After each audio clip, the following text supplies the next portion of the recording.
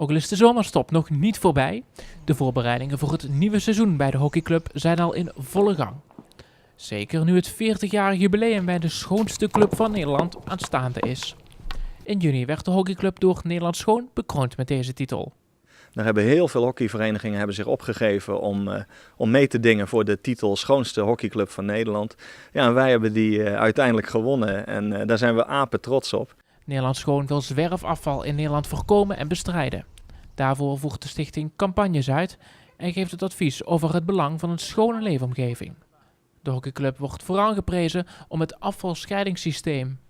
Het afvalsysteem gescheiden is hetzelfde eigenlijk als wat de gemeente ons opgelegd heeft. Scheiden van verschillende producten, daar zijn wij die uitdaging ook mee aangegaan.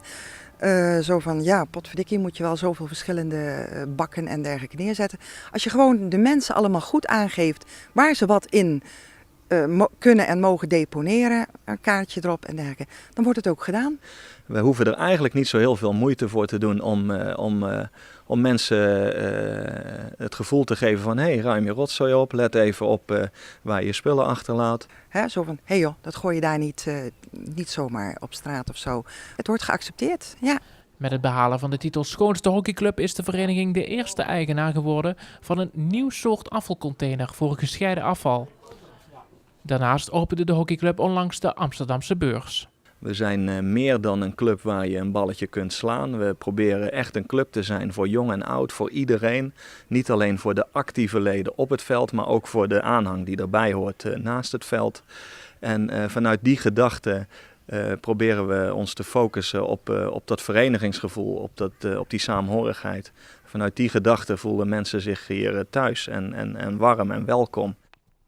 De vereniging telt op het moment zo'n 230 leden, maar groeit nog steeds. Mede door de successen van de oranje hockeyteams. Ja, soms hoor ik nog wel eens mensen zeggen van de hockeyclub, waarbij tennis jaren geleden dat echt van zich af heeft kunnen gooien. Hoor je hier en daar nog wel eens dat soort klanken. En hij kan echt bevestigen dat wij absoluut een hele laagdrempelige club zijn voor iedereen, voor jong en oud, voor mensen uit ieder dorp, uit iedere kern. En het elitaire wat ooit heeft gehangen over de sport hockey, ja, die heeft ook ooit gehangen over de sport tennis en meerdere sporten. En nee, dat is absoluut al jaren niet meer aan de orde. Nee, daar zijn we ook heel blij om, dat zouden we ook absoluut niet willen. Op 30 augustus viert de hockeyclub Helemaas haar 40-jarig bestaan met onder meer een clinic door Hockey International Liedewij Welte. De organisatie van het jubileumfeest hoopt op de komst van veel oud-leden. Ja, dat gevoel heb ik zelf in ieder geval zo, want er is niks leuker als iemand waarmee je 30 jaar geleden of zo in een team hebt gezeten. Zo, want het is toch leuk om die weer eens bij elkaar te zien. Ja, dus we hopen op gewoon heel veel oud-leden.